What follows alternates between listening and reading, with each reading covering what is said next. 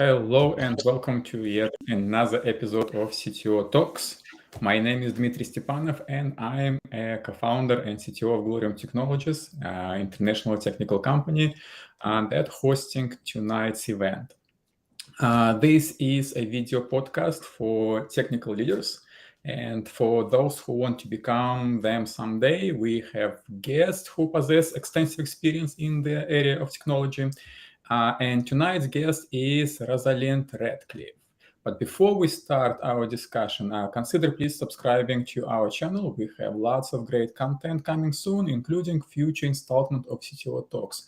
Now, let's talk about our guest, Rosalind Radcliffe, IBM fellow, 35 years. 35 years is a lot of working for the same company. I think it means that you're doing something right, that's for sure. And actually, before we continue, the main topic of our today's conversation will be around this book, Enterprise Bug Busting. Even so it says bug busting, I think we're not going to talk a lot about bugs today. We actually will twist our conversation in slightly different direction, and you will understand why we're not emphasizing on bugs.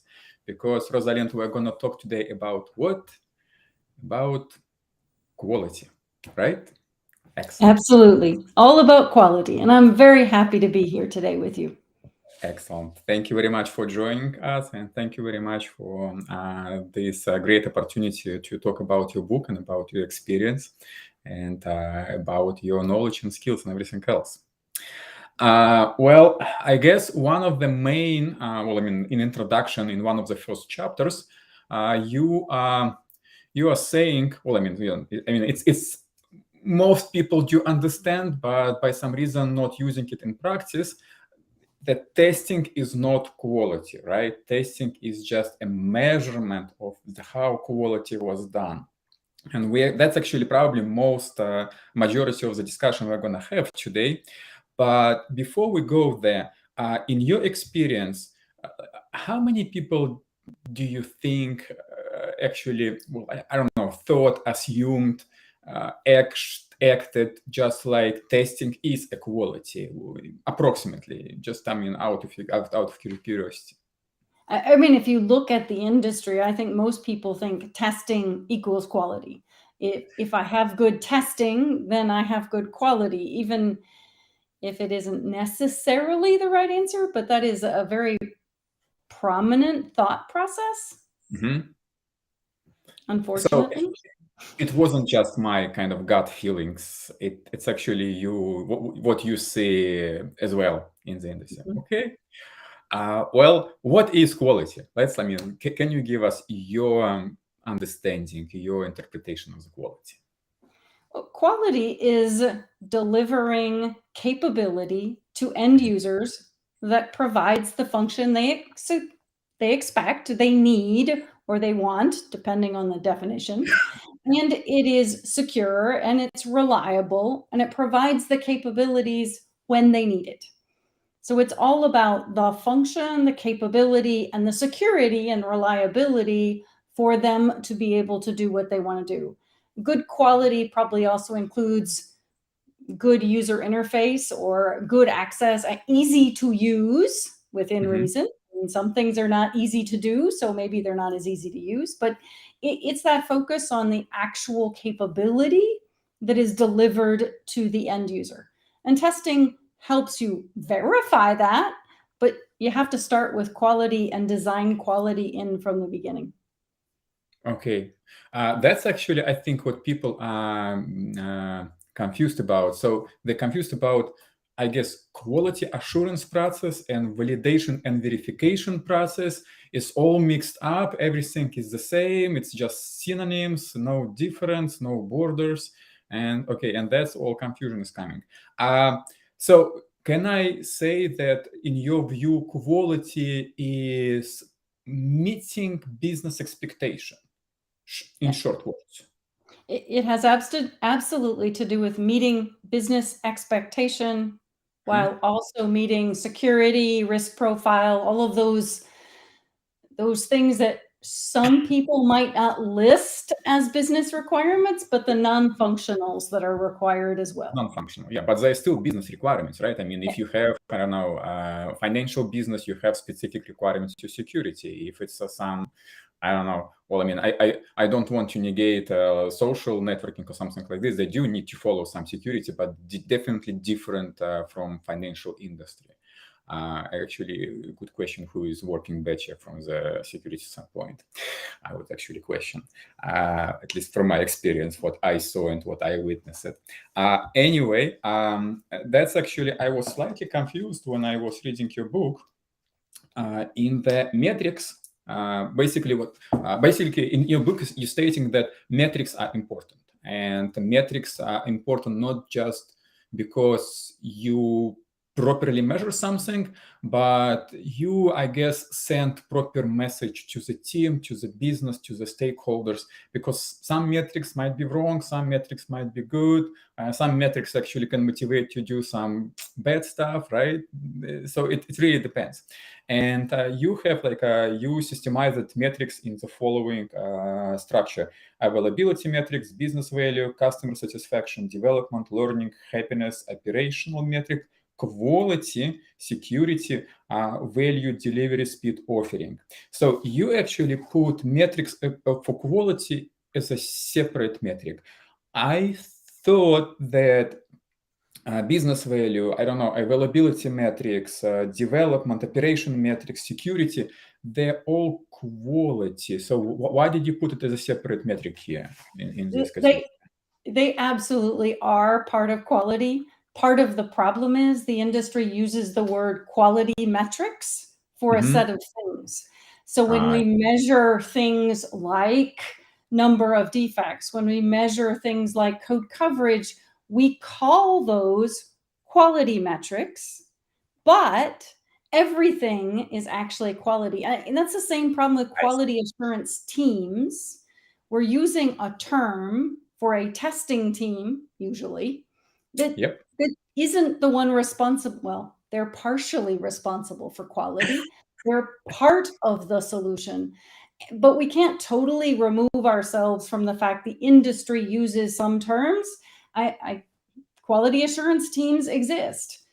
Things called quality metrics exist, but we need to look at the bigger picture. And that's part of the point of the book, to say, let's look bigger. Let's look at quality first, just like we should look at security first. It's everybody's job. Yeah, that's actually, so the question is, you said that quality assurance team is partially responsible for the quality, but who is responsible for the quality in this case? Everyone, the business person who's providing the input in the first place to make sure that they're specifying it correctly, the developers are writing code, the architects are designing it, the operations that are running it, and maybe we can actually have a product team so everybody's together and they're not separate silos, but everybody's not there. So if business person is coming and saying, you're not doing your work properly, well, it means that you're not doing it either, right? Something is wrong in between. Since we did touch business aspect of the quality, well, usually there is a separation between business domain, I guess, and development domain. And by development domain, I mean everybody: developers, quality assurance department, I don't know, DevOps, designers, everything else. So it's like, we driving business and we are developing. And by some reasons, there is a huge Chinese wall between these two domains. So what can you say about this Chinese wall? How does it affect quality? How should we, I don't know, break this wall? And what should we do about this? Those brick walls, when we think about DevOps, we talked about breaking down the brick wall between developer and operations, but really, it really should be biz, dev, sec, inf, QA, ops, and I'm missing somebody in there. The point is, break down all the silos. And that's why I like product teams. I really like the idea that everyone works together to deliver the capabilities, and business has to be part of it. We have to have that partnership with business. Otherwise, we end up throwing things over the wall. And in any place where you throw things over the wall, you give it to a different team, you have an opportunity to get it wrong. You have an opportunity for confusion. You don't get that fast feedback. If you really have a product team, if you really have a group of people working together, then everybody understands. The other problem with that brick wall with business is business doesn't understand what it takes to do the work. So Right. unrealistic requirements come out, and we all have lived with a few of those. So if you're really working together, then you really understand what it takes to deliver the value. And so you can focus on what's the highest business need. What do I really want first? What do I want that's maybe I don't have to have it first? Or maybe it's really actually not important once I see how this process works. What is the way to drive that value? What's the best experience for my end users, for the capabilities that I'm doing? But I mean, it's a two-way highway, right? I mean, it's between developers and business. I mean, developers also should understand business needs and try to propose solution, not just like, well, we have best practices, therefore we're going to do it like this. Oh, yes, you have best practices, but we need this, even with a low quality, even partially working, but we need it next week. And we have a need in this. And that's actually a big obstacle. As you said, throwing over the wall, it's on both sides sometimes happens. Well, and that's why the partnership is the only way to solve that problem. If business and IT are literally working together, then they can understand that better, they can collaborate better, and they don't have that misunderstanding. I mean, there are times you end up with, I have to have this. Well, Right. why do you have to have that? And a lot of times that requirement comes through as I have to have it, and they're leaving out the part that, oh, the legislation just changed and the laws just made it, so I must do X. Well, that's a really important thing. I have to do it by that date. That wasn't a made up business date. That was legal regulation. So we want to do it before the regulation comes in because we don't want to miss that date. Those kinds of things. But at the same time, if your team cannot deliver it, I mean, from the business standpoint, you must handle it from the business standpoint. Yes, you will be late, regulation. Yes, you will be in violation with some compliance. And then you need to do something from the business standpoint, not just stand and demand. I just need it because law required this. That's unreasonable. I guess reasonable expectation and reasonable communication between both parties provides you good solutions. Okay, good. Pam, pam, pam. I asked this question already. Continuous, you actually dedicated a lot in your book space for continuous integration and continuous deployment. Well, I mean, we probably will not discuss it or how you describe it. I mean, everybody can read about this in your book. And actually, I guess I should emphasize, majority of the book is focused for the mainframes, not to the desktop or maybe not to regular cloud computer. Even so, it's it can be used universally in many aspects. Probably 90% of the book is pretty much universal knowledge, but about 10% is very focused on the mainframe. So value of continuous integration and continuous deployment from your standpoint, why do we need it? I mean, why is it so important? If we don't continuously validate, if we don't understand quickly what's going wrong, we spend way too much time doing the wrong thing or not sure. By doing continuous integration, continuous delivery, we have to do continuous test. We have to do continuous validation. We have to partner better with the business to be delivering that frequently. So it helps push this change in culture, this change of, I'm going to build something small, I'm going to deliver it, I'm going to see value, and I'm going to get that feedback. And that change in mentality, I've always said, you can do Scrum Fall, you can do lots of things, but if you push to having to deliver on a frequent basis, and you know, pick a week, actually, even at a week, and I know that's not really continuous delivery, but even at a week's delivery, you can't fake it. You have to automate things. You can't get enough manual time in that process. And so if you're pushing the process to you have to automate, we remove all those manual errors. We remove all of those users in the system making changes that I have to then go deal with later. We remove all those problems from the system, and by getting continuous delivery, I can really test quickly. I can really understand. I can do experiments. I can understand if this way of doing something, the users like it or not. And I can pull it back quickly by delivering an old version if I need to. I've got lots of flexibility if I really have a continuous delivery option. And if I don't, then a lot of people are probably spending a lot of manual time doing a lot of things, and nobody enjoys manual repetitive tasks. If we have a pipeline and the automation, then people can focus on the things that excite them and that deliver business value. Let me try to summarize, and you tell me if I'm wrong, and actually I will sprinkle some of my ideas here. So CI/CD process, it's not just a process to have or to do something, as you say, like a small delivery process and everything else. It's actually a process that enforces you to do specific steps, and actually it makes you to make specific steps that improves quality. It improves quality through decomposition of the task to the small one, so you would understand actually, and you deliver those small tasks instead of huge one that you have no idea how it's working as too small details. It's improving quality through, as you said, making sure that you didn't break any previous, automation test or anything like this, and it actually verifies you on the fly. But as the same way as many other processes, risk management, control management, many other frameworks like this, just improve the quality. It's not because I want it, it's not because I like it, because I do it. It's just quality, right? That's correct summary? Yeah, it absolutely helps you change the way of working, change the way of thinking.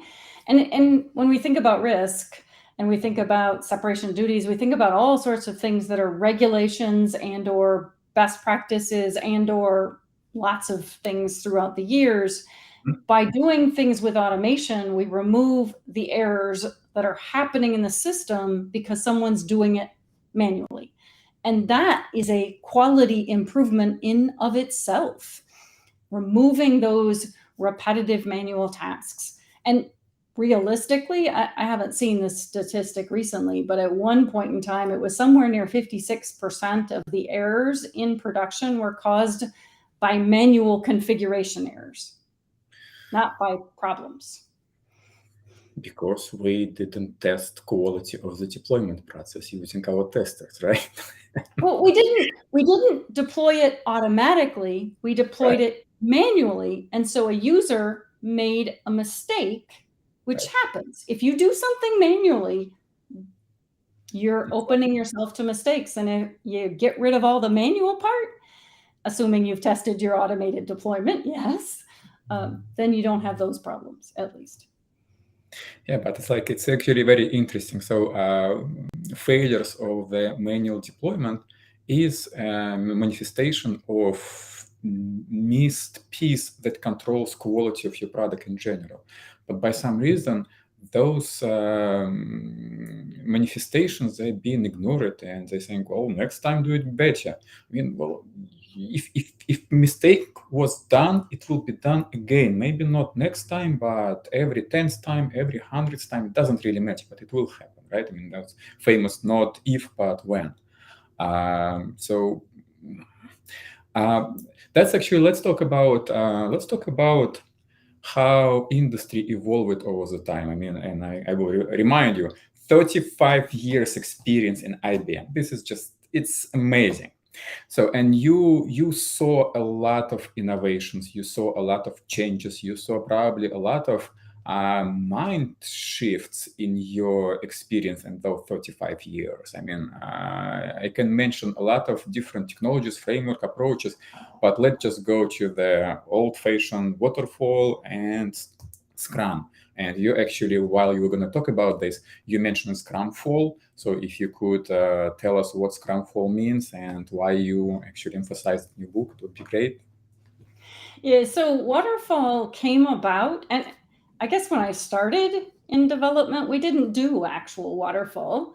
We actually did much closer to what we talk about today. We had teams who built function, who delivered the function, who ran the function, and then problems occurred or security happened or take your choice or applications got bigger, and we developed waterfall. And over the years, regulations, challenges, errors, built up this process of waterfall to make sure there were all the quality gates, make sure there were separation of duties, make sure there were all those requirements. And so we handed our work over. Never was that a good idea, but it was a way to solve particular problems. When Agile came out, everybody got wonderful. This is wonderful. I'm going to get rid of all that process, except most companies who were large and who were doing waterfall had all these teams. And so they converted to Scrumfall, as I put it, because the development team would become Agile and they would have their sprints, and then they'd hand it over to the quality assurance team, who would do their 2 months of manual testing anyway. So it was still Scrumfall. I mean, it was Scrum followed by Waterfall. And so Scrumfall is something I see all over the industry. And it really is not a good idea. It's probably the worst of all choices in many ways, because I'm backing up all this function from development and not having it tested.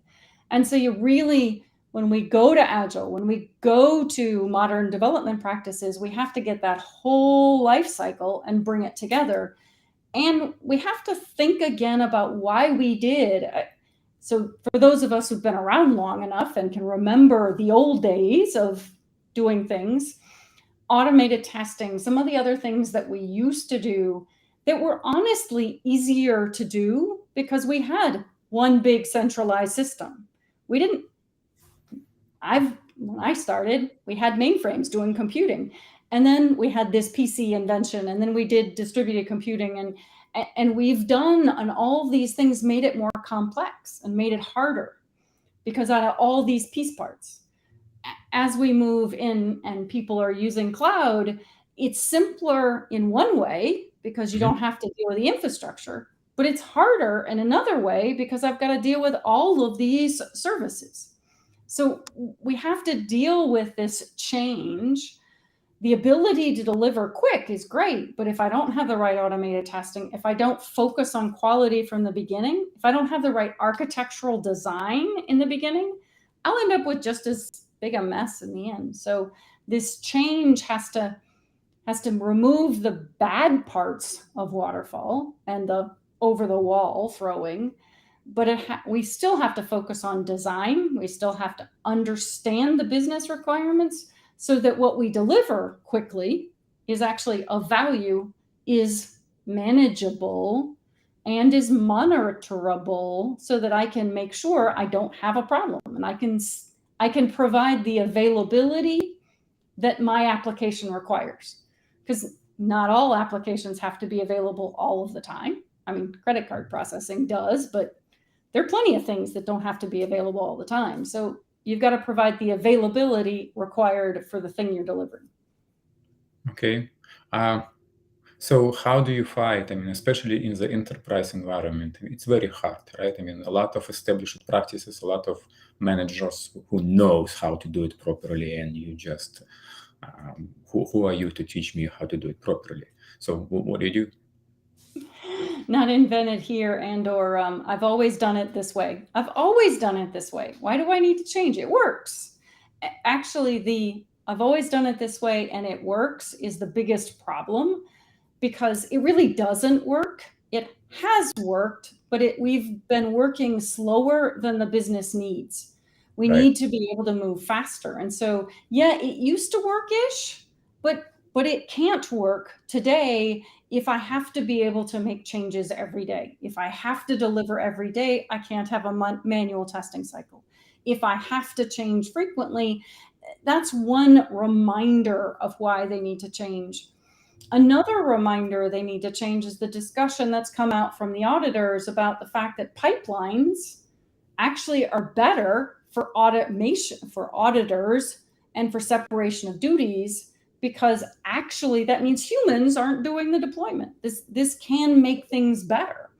And so getting out of this, the auditors say I have to do it, is the other thing in large enterprises that you have to get over. And because the auditors, and there's been more information out from auditors about this being a good thing to do, that's also helped with this push to say, no, we can move faster with quality because we're going to focus on quality from the very beginning. And the pipeline is going to help ensure our separation of duties and our tracking and our process controls in a way that's much better and easier than all of the old steps that we used to have. We just need to remember to change the process documentation too. If you change the way you work, you have to change the process documentation. Otherwise, you will actually fail your audit because you didn't follow your process. Right. Well, sometimes people are using compliance to get excuse. Well, compliance make me do waterfall actually, but well, from my experience, actually, it was a very funny story. Development team was discussing about moving to 10 years ago, moving to agile, and it was half and half. The first half saying, no, we can't do it. It's a medical device. It's a gated system. It's gate 1 to 8. It's only waterfall. We cannot do this. It's only waterfall. That's it. And compliance person approached us, and she was listening to say, I mean, guys, I am a compliance officer. No way in my instruction says that you cannot do agile. Just no way. So I don't know what you're talking about. I don't know why you're referring me or my department. I'm not putting any restriction on you. Do whatever you want. Yes, you will have gate system, but even within this gate system, you still can run agile. Nothing prevents you doing this. So happens, right? It really is, who can I blame to allow me to not have to change? Because change is hard. And that's why I wrote the book. That's why a lot of books come out about this change process, because change is hard for people. And we all, the reason I've been in IBM 35 years is I like change. I get to do lots of different things. The more we as technologists focus on change is good, let's do things better, let's continuously improve, let's continuously learn, we'll all be better off and do better for society even. Yep, that's true. That's true. Now, my favorite topic, uncertainty. I love this topic, and we'll try to discuss it in terms of the quality. So, uncertainty and quality. How do you think they are connected? How do you think there's conflict to each other? Because, well, quality assumes expected behavior, expected results, what business needs, and so on and so on. But uncertainty on another side says, well, guys, life is uncertain, business is uncertain, it's your problem. So I don't care, right? Wait, there is no perfect world, and there's never any perfect code. So we really have to balance our focus on quality with the risk acceptance and with an understanding. I mean, one of the reasons I like chaos engineering sort of is the idea that in uncertainty is always true. You have to pay attention to the fact that something's going to fail in the system. And so you have to design for that fact. You have to plan for that fact. And again, this leads to doing design correctly in the first place, but making sure you understand when something fails, what's going to happen to the rest of the system. And you have to plan from that from the beginning, which is why if you start with a quality focus, think about what my requirements are. Do I have to be available all the time? What are my considerations? And what are all the piece parts of my solution? If I'm running my own hardware, okay, I've got hardware. I can understand my own hardware. If I'm running in the cloud, I've got to understand I'm still running on hardware. It's just not mine. Somebody else is running the hardware. I've got networks. What's the network considerations? You have to consider all those pieces and assume something's going to go wrong. If you don't, it will. So what you're saying, uncertainty doesn't conflict with the quality. Actually, harnessing and handling uncertainty is a part of the quality. Huh? Wow, I like it myself. Okay.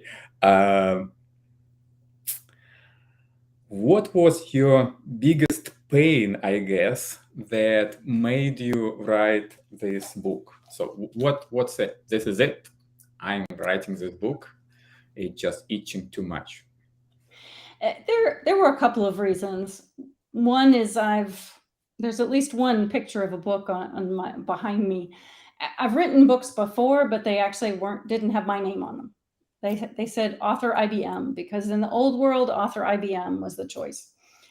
So one part of me said I wanted to publish a book with my own name on it. Part of the reason. The second reason is I was spending a lot of time on the road talking to a lot of clients and working with a lot of people. And it's hard to tell the stories and get the information out to everybody traveling around the world. And then COVID hit. And so I was sitting at home. I didn't have to be on planes all the time. I wasn't traveling all over the world, and I still needed to get the message out. So if I publish a book, more people can read it, more people can see it, more people can consume it. And I'm sitting at home. So while I was sitting at home working on things, I wrote the book, and I like telling stories. And telling stories, explaining what's happened in the years that I've worked, why we got to where we got to, why we need to change, and why we need to focus on quality. It was something fun to do. So I worked on it and got the book out during COVID, which is the least fun time to put a book out. You don't get to do book signings and all those other fun things, but I can share the information and I can get people to get it. Well, I mean, that was, as I said, I think it's a great book. You did a good job. Okay, but what would be your, well, I mean, it's not favorite chapter, but I guess the favorite idea, favorite message you have in the book? The reason I wrote it was to talk about the fact that quality is not quality assurance. It is Okay. not a quality assurance team. So, Okay. so the value, the concept, the fundamental principle is that quality is everyone's role. And that even in large enterprises that have been around for 110 years or so, whatever, you can change. You can do this. You can adopt. I put parts of some of the mainframe stories in particular for large organizations who didn't understand how they'd gotten to where they were. Because if you're new to technology or if you've never been in a large company, how on earth is it possible they'd be doing it that way? Well, you know, Right. if you've done things, if you've been in the industry and certain errors have happened, that's how we got to where we were. It wasn't because people were not trying to do the right thing. They were. We just got to this point and we needed to do a reset. We need to change the way we work and change that culture to be this continuous improvement, continuous learning, continuous testing, continuous everything culture. Right. Actually, kind of the thought came to my mind when, as you were talking, these last sentences. We said, well, testing is not quality assurance, but we definitely is not sending a message. Well, I'm not sending, and I'm sure Rosalind is not sending this message during this conversation, that testing is something that is irrelevant. It must be done. It must be done in the adequate value, in the proper, whatever budget is allowed, with the proper types, automation, manual, I don't know, whatever testing needs to be done. Because again, even so, as we said, it's just a measurement of the quality. Without this measurement, you cannot improve quality at the beginning, and you cannot actually say, is it successful or not as application. So it is essential part, the same as essential as a business analysis is, I don't know, UX as a development or any other step in the life cycle of the product, right? So that's Absolutely. Testing is absolutely critical. It just not needs to be earlier. We need to not wait to test. We need to do unit testing. We need to do automated testing. Testers are there from the very beginning. Write your test first and then go from there. All sorts of ways to just shift it all the way left so I get fast feedback. Testing is there for fast feedback. And then there's actually some testing like performance testing, scalability testing that are really key skills. So when we say quality assurance doesn't give us quality, there's some skills that are really important that are usually grouped in that quality assurance that are critical in today's world to make sure I am doing that kind of scalability testing, that kind of performance testing, to really understand how the system is going to perform under load so that you're sure you're ready to go to production, or you're sure you're ready to go to as much of production as you're going to go to, because you might roll out function to a subset of people. Can it handle the subset? Those kinds of things. It's still important to test. It's just don't wait. Test at the beginning. Test from the beginning. True. And another, well, I guess it's a question. So let's say we have a project running with a okay quality, and the managers comes to the team and saying, hey guys, we're not doing great job. We must improve quality. So everybody starting tomorrow is working on their best, what they can do, improving quality, making sure that you're not creating bugs and everything else. Yes, that's it. We just improved our quality. So you're already laughing. Okay, go ahead. No, we have not improved our quality. We have to focus from the beginning, look at the application, understand the design. If we want to improve quality, we need to understand what we have, and then we need to focus on what are the areas that are causing us trouble? What are the areas that are causing the most problem? What is it? User experience? Is it performance? Is it actual code quality? Because there are all sorts of different things that can cause a bad experience. You could have, the best code, but the experience is lousy. And so, okay, it's perceived as bad quality, and all of those things can lead to that. So if we want to focus on quality, if somebody says time to focus on quality, I'm like, okay, hold on a minute. What do you really mean? But I do want to take the other twist. Sometimes the quality, and it happens in life cycles. You start something new, and usually you cut too many corners in the beginning, and you got to get it out. And so there are times when you say, wait, I do need to focus on quality, but it's not from the standpoint of everybody does what. Right? Yes. You come back and fix the technical debt. You come back and add those automated tests that you didn't do because you were trying to get out really quick. It's that kind of thing. Okay, I have a sprint that says I got to get something out because there's some really big business requirement, and I circumvent some things I shouldn't have, but we do that. Everybody does. You come back and fix that then. So that doesn't keep making it worse and worse. You gotta come back and fix that, especially when you put out early MVPs and you didn't do all the things you should have done in the MVP.